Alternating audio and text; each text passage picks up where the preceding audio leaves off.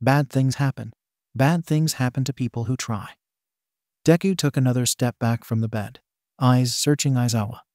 Aizawa had no words to say. If you don't leave me, the world will make you. Like it did, Mama. I'm being selfish. I shouldn't even be here, but I don't want you to leave. But I don't want you to die, and I don't know what to do. That's why I was in the hall. And maybe, if I suffer, it will stave it off. So I didn't eat. You can't make me eat. Please. Deku's knees gave out under him, and he fell to the ground. I'm so scared. I'm so scared. It's my fault. Because I'm cursed. Because I'm quirkless. Because I'm useless. And you won't listen. You won't hate me like you are supposed to. Enough. Aizawa raised his voice. Deku froze, shudders running through his shoulders as he stifled sobs. Come here. The child did as asked, and came close once more. On the bed, Deku slowly, carefully climbed up, trying not to disturb Aizawa's injuries. Although it hurt, Aizawa pulled his cast-laden arms out of their slings and wrapped them as best he could around the boy, pulling him close to his CHC. Deku flinched, but allowed the action. You are not cursed. You are not useless.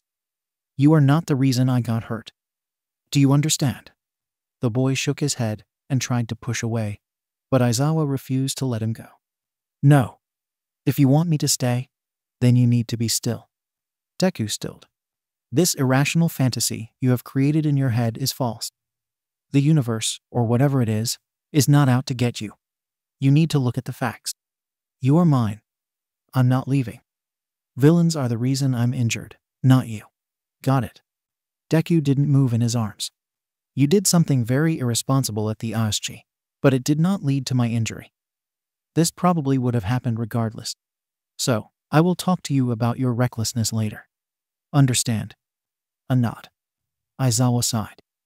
Starving yourself or preventing yourself from sleeping is not helping you or me.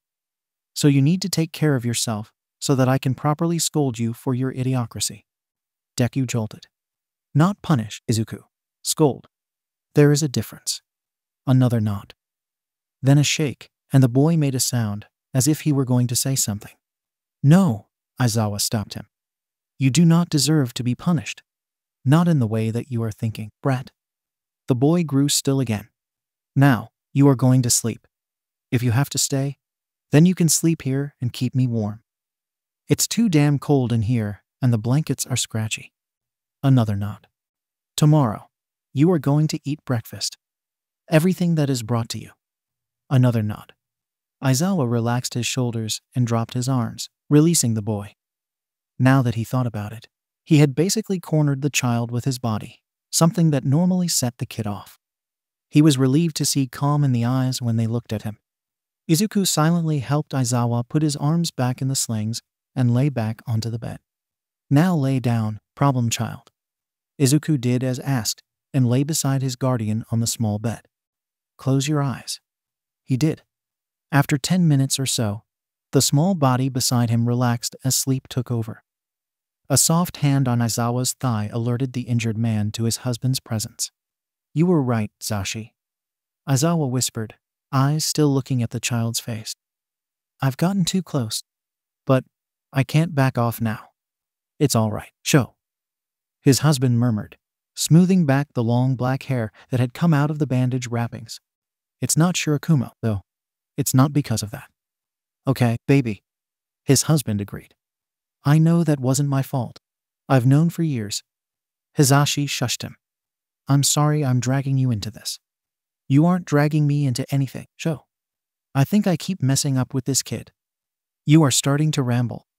We can talk more when you are better. Sleep, Shota. Okay.